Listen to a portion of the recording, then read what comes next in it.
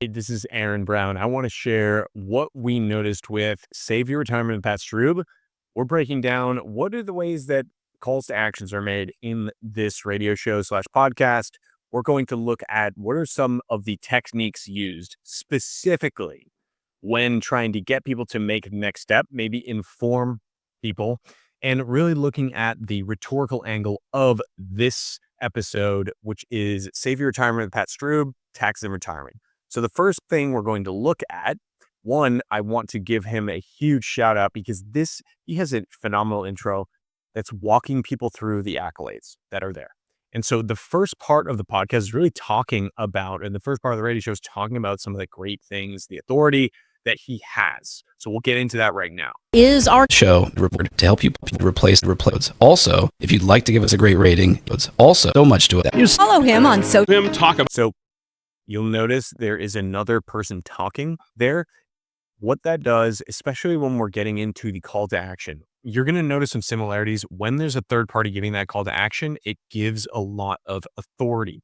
It's not me telling you how great I am.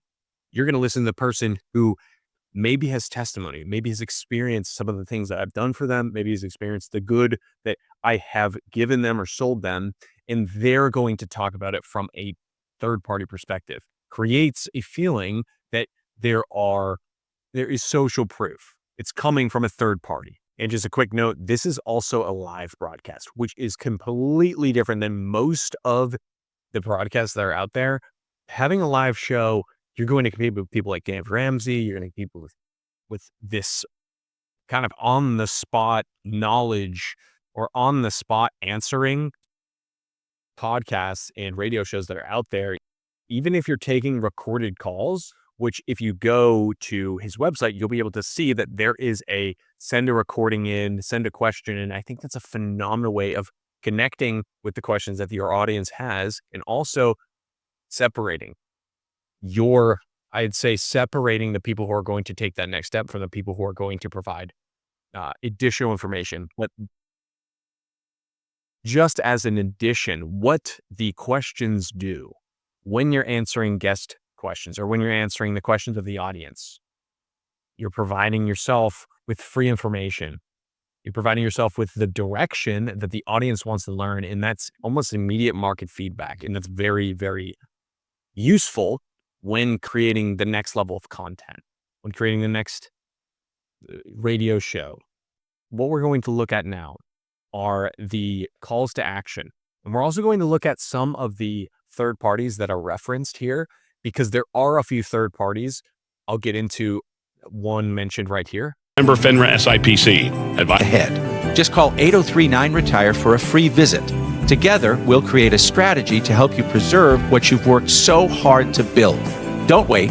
Call me, John Farley, and our team at Preservation Specialists today at 8039-RETIRE to schedule your visit. There's no cost or obligation. So there are multiple parties that are advertising on this radio show. And the purpose of this radio show is to not only to educate, but it's also a way of driving traffic to those advertisers, which allows a lot of flexibility for the owner of a company like Preservation Specialists, because you're almost creating this sense of competition within your podcast, showing, to me, it signals that you're not afraid of what the market currently has, because you're offering something different.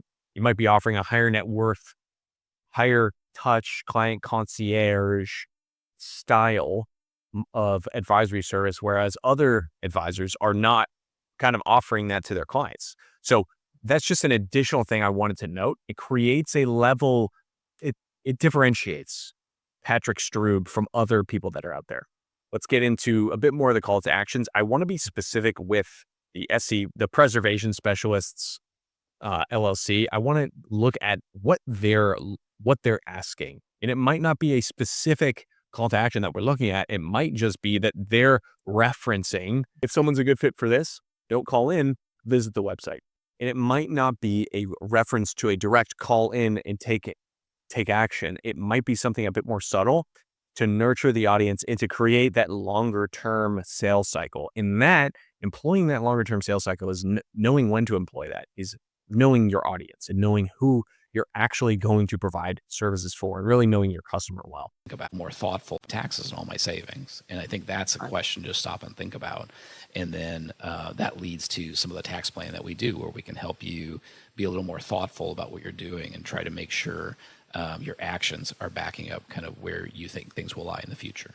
And look, if you have specific questions, And here is where we're actually having a call in. It's a direct call in call to action. So take this next step, and you will speak to a representative of Retirement Preservation Solutions, LLC, and that person will allow you, they'll filter you, they'll get you to the next step if it's a good fit. The reason why I prefer calling in is that a lot of people make a decision in their mind that they need to take a next step, and then they'll sit on it, and then they'll not make the decision as time moves on. They'll decide, you know what, I can do it myself, or maybe some other priorities take place.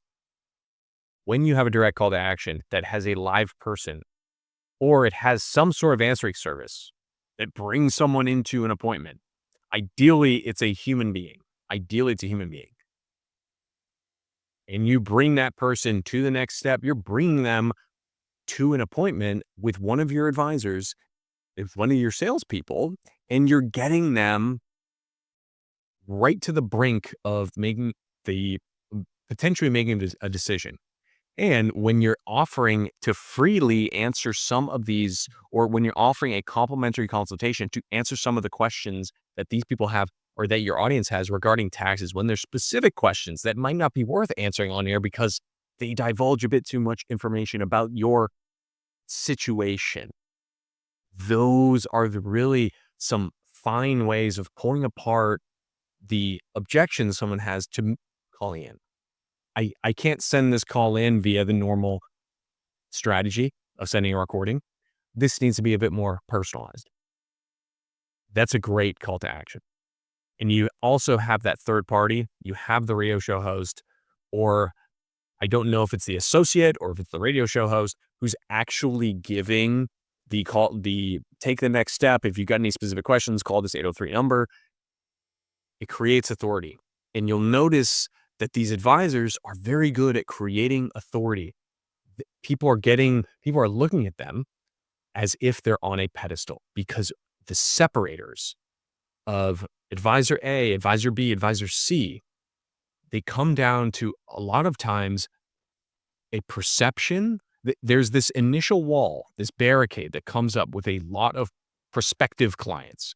And it's the facade that what they have is the exact same thing that this advisor has, and that this advisor has, and that advisor C has.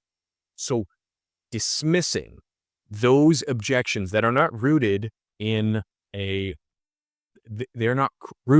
critical decision that is made up and compiled of the knowledge of what each advisor is doing. It's more so a feeling that can be dismantled by using authority, by using something like a third party talking about you, by using like literally advertising other advisors on your podcast and saying, hey, go with, it's a very subtle way of saying, go with this person. They're giving an advertising. Or if you want to do it a little bit differently, take this step. If you want to do it a bit differently, if you want to do something specific to you, if you want to have that higher level and you want to speak to the advisor, take this next step. So those are just, I'm breaking these down. I want to compliment this radio show because they do a great job at creating authority, and they've got great mics, you can tell. They're pushing people to that next step. They're breaking down the objections of I already have an advisor, which is most of the time the objection to overcome. This is a breakdown of the Preservation Specialist radio show. It goes with Pat Strubbe, and talks about strategies to protect. They help keep retirement assets on track. So if you want to tune in and listen to Patrick live, you can tune in Saturdays from 12 to 1, Sundays 9 to 10. My name is Aaron. I own 7-Figure RIA. We help financial advisors book more appointments on their calendars without having to pay for ads. Have a phenomenal rest of your day. Take care.